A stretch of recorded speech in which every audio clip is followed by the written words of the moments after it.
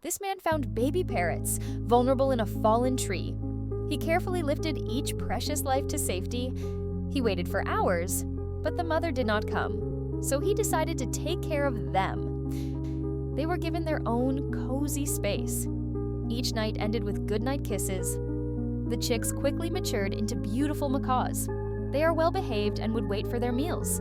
Interacting gracefully with everyone, they snuggle close to their human father during bedtime. The magical moment arrives when they spread their wings, ready to touch the sky.